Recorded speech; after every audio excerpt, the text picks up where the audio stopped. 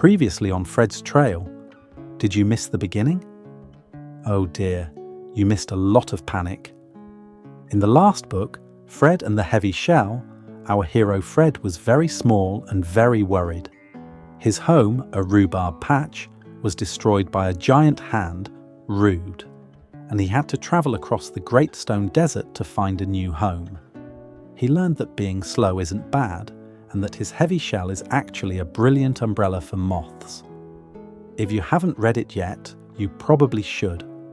Otherwise, you won't know why Barnaby the beetle is so grumpy. But if you are ready, take a deep breath. We are going into the jungle. Chapter 1. The Two Big Changes.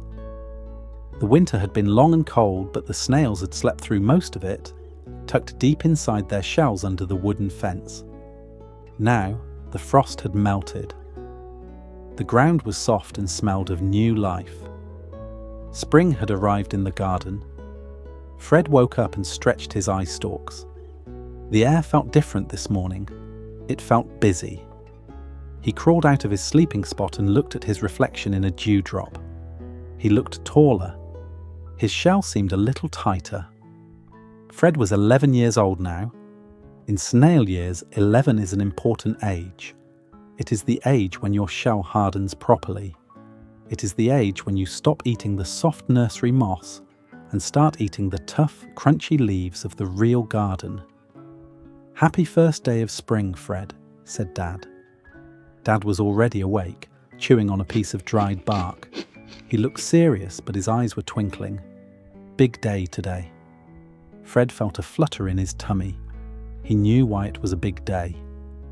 "The high grass," Fred whispered. "The high grass," Dad nodded. "You've outgrown the nursery patch, Fred, and you've outgrown the fence. It's time for you to learn how to forage in the deep jungle." Fred looked past the safety of the fence. In the distance, the grass grew tall and wild. It swayed in the wind like a green ocean. It looked exciting. It also looked very easy to get lost in. "Will Barnaby be there?" Fred asked. "Barnaby is waiting at the border," Dad said. "He's taking the whole Year 7 group. You'll be fine. Just remember your map." Fred touched the side of his shell. He had spent all winter drawing a new map on a sturdy piece of dried birch bark. It was his prized possession. "Fred?" It was Mum. She was resting further back in the shade. She looked tired, but she was glowing with a soft, happy light. Her shell looked shinier than usual, a beautiful pale honey colour. "Come here a moment, my big 11-year-old, she smiled. Fred slid over to her. "Are you coming to watch me leave for the high grass?" "Not today," Mum said gently. "I need to rest. It takes a lot of energy to make a shell." Fred frowned. "But you already have a shell." Mum laughed, a soft, wheezy sound. She touched Fred's face with her feeler. "Not for me, Fred. For the new arrival." Fred blinked. "New arrival?" "We are going to have another snail in the family," Dad said, sliding over to join them. "Mum is expecting an egg. By the time the first snow falls next winter, you are going to be a big brother." Fred froze. A big brother? He looked at the empty space in the dirt next to Mum. He imagined a tiny, noisy, annoying little snail taking up all the room. He looked at Mum's pale honey shell. Then he looked at Dad's dark, bark-coloured shell. Then he twisted his neck to look at his own shell. It was a swirl of simple, earthy brown. It didn't look like Mum's. It didn't look like Dad's. "Will the baby have a honey shell too?" Fred asked suddenly. "Like you?" "Probably," Mum said softly. "Or maybe dark like your father's." "Did I have a honey shell when I was an egg?" Fred asked. He tried to remember being an egg, but it was just a blank fog in his mind. Mum and Dad exchanged a very quick look. It was the sort of look parents share when they are deciding what to say. "You were a surprise, Fred," Dad said, his voice a little gruffer than usual. "You were the greatest gift the garden ever gave us." But did I hatch here?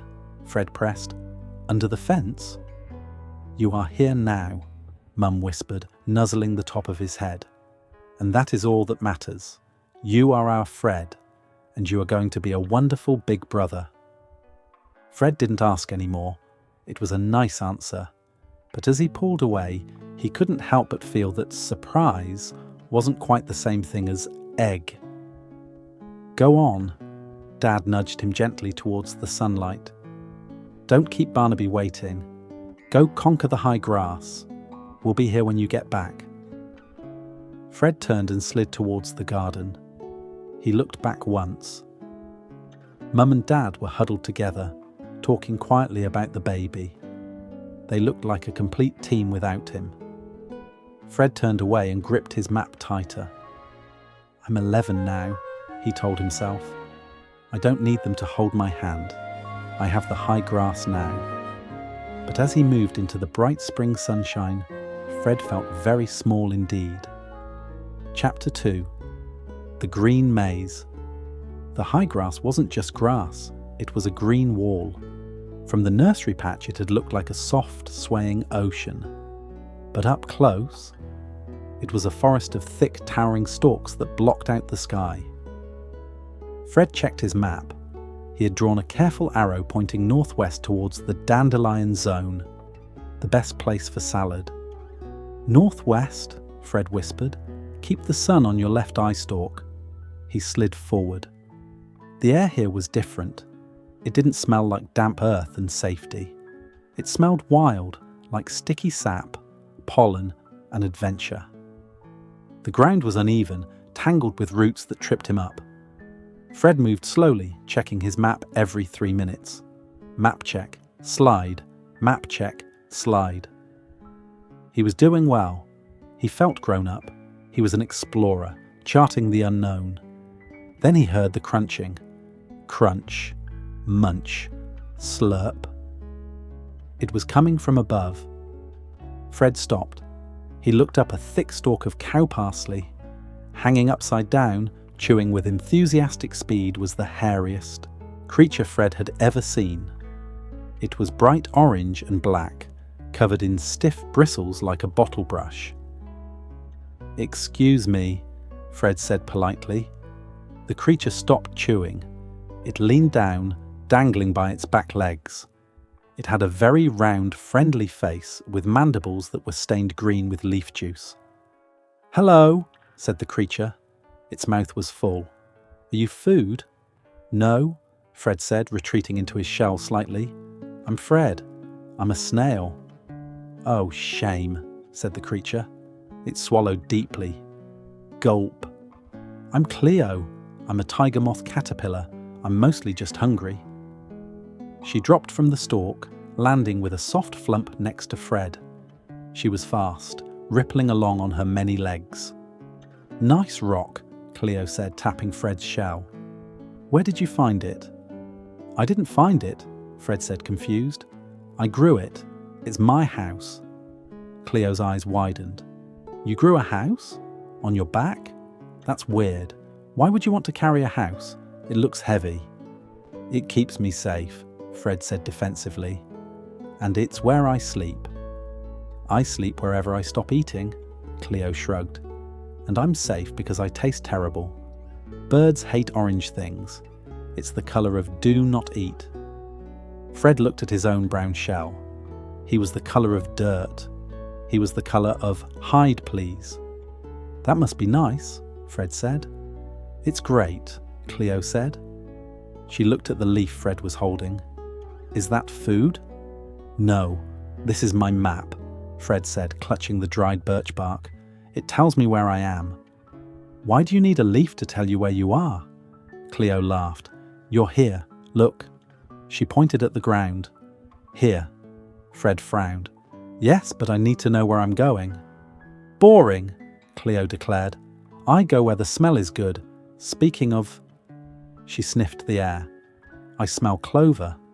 Want to come?" Fred looked at the map. The arrow pointed away from the clover smell. "No thank you," Fred said sensibly. "I have a plan." "Suit yourself, houseboy," Cleo grinned. and with a ripple of orange fur, she vanished into the thick green stalks. Fred was alone again. He felt a bit annoyed. Houseboy? He looked at his map. It was a good map. Plans were good, maps were safe. He slid on, following his arrow deeper into the maze. But for some reason, the high grass felt a lot lonelier now that the bright orange fuzzball was gone. Chapter 3. The Empty Map. Summer hit the high grass like a hammer. In the nursery patch, summer meant cool shadows under the rhubarb. But here in the jungle, there were no big leaves to hide under. The sun beat down on the thin stalks, turning the air hot and sticky. "It's boiling," Cleo complained. She was currently hanging upside down from a seed head, looking very fluffy and very hot. "My fur is too warm. I'm wearing a winter coat in a sauna." Fred wasn't feeling much better. His shell felt like a little oven on his back. He checked his map. "We need to head north," Fred panted. "The map says there is a cool muddy patch near the great oak root." "I don't want to walk," Cleo groaned. "I want to nap. Let's nap here. The shade is okay if you squint." Fred looked at the map. Then he looked at the sun. His foot was aching. "Okay," Fred agreed. "A short nap. But then we moved to the muddy patch." Fred found a spot near the base of a thick stalk. He carefully unrolled his map to check it one last time, then placed it beside him. He pulled his head into his shell. "Just a quick sleep," he thought. "Then we follow the arrow." The heat made Fred sleep deeply. He dreamed of snow. He dreamed of his little sister hatching from an ice cube, which was strange but cool. Crunch, rip, munch. The sound woke him up. It was a familiar sound. It was the sound of a very hungry caterpillar enjoying a snack. Fred poked his eye stalks out. The sun was lower in the sky. He had slept longer than he planned. He looked around for Cleo. "Cleo, are you ready to go?" Came a muffled reply. Cleo was sitting next to him. She looked happy. She had green juice around her mouth, and in her front legs she was holding a piece of birch bark. Fred froze. He looked at the ground next to him. The map was gone. He looked at Cleo's hands. She was holding a tiny, jagged corner of bark. The rest of it was gone. "Cleo," Fred whispered. "What are you eating?" Cleo swallowed. "Dry leaf," she said happily. "A bit crunchy. Needed more sauce, but good fibre." "That," Fred's voice came out as a squeak. "That was my map." Cleo stopped chewing. She looked at the scrap of bark in her hand. She saw a tiny black line of ink, the tail end of the north arrow. "Oh," said Cleo. "You ate the muddy patch," Fred said, his voice rising. "You ate the nursery. You ate the way home." "It looked like a cracker." Cleo defended herself, dropping the scrap. "You left it on the floor." "Floor food is fair game. That's the rule of the jungle." "I don't know the rules of the jungle," Fred shouted. It was the first time he had ever shouted at anyone. "I only know the map, and you ate it." Fred scrambled over to the scrap. It was useless, just a corner of wood. He looked around. The high grass looked different now. The stalks all looked the same. The sun was moving, changing the shadows. Which way was north?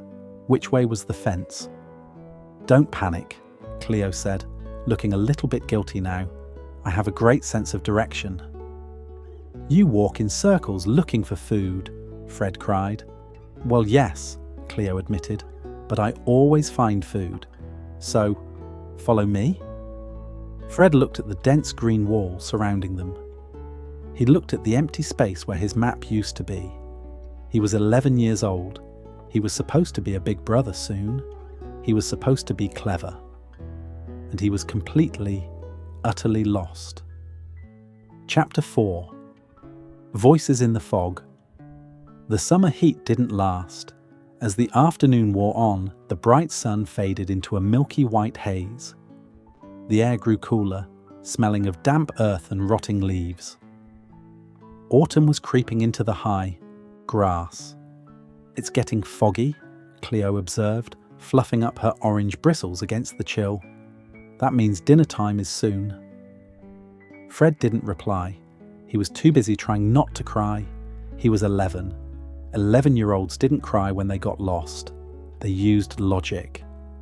Okay, Fred thought. The sun was over there before. Now it's gone. The map said north was... He looked at the tangled mess of green stalks. Every direction looked exactly the same. "Let's just walk that way," Cleo suggested, pointing with a fuzzy leg towards a patch of thistles. "It looks spiky. Spiky places usually have good snacks hidden underneath." "We are not walking towards the spikes," Fred said firmly. "We need to find the fence. The fence is home. Home is safety." He chose a direction that felt sort of right, a gap between two particularly tall fescue stalks, and started to slide. Cleo sighed, a dramatic puff of air, and rippled along beside him. They walked for what felt like hours. The fog grew thicker, swirling around the base of the grass like cold steam. It muffled sounds, making the jungle feel smaller and yet infinitely bigger at the same time.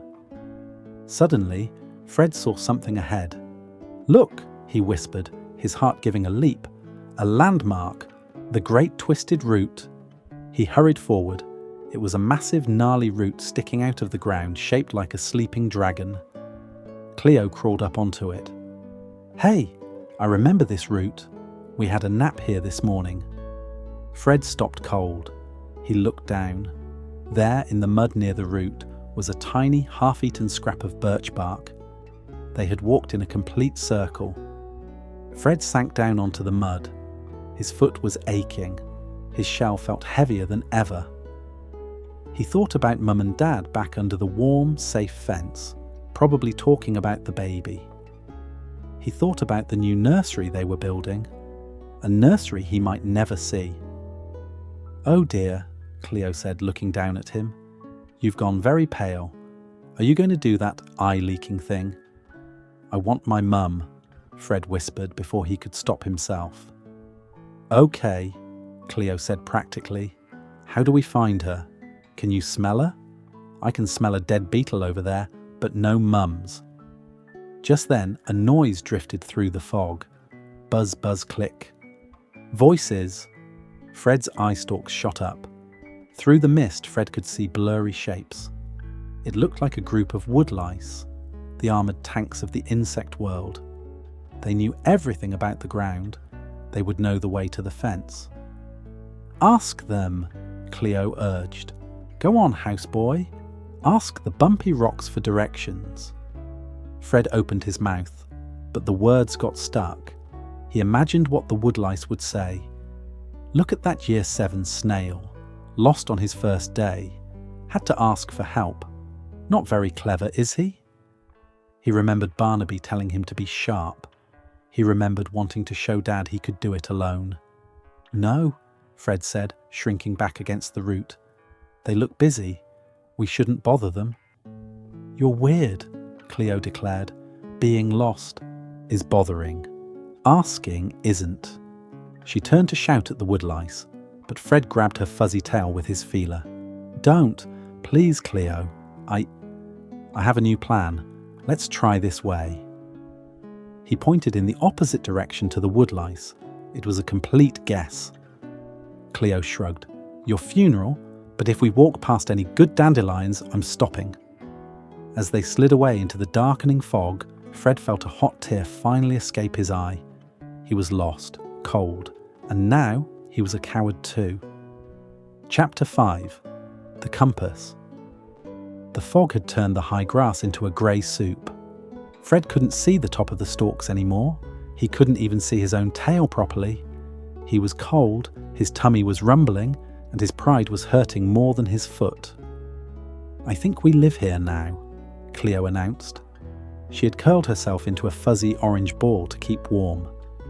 "I shall become a moss caterpillar. You can be the king of the root." "We don't live here," Fred said, though his voice wobbled. "We just need a sign."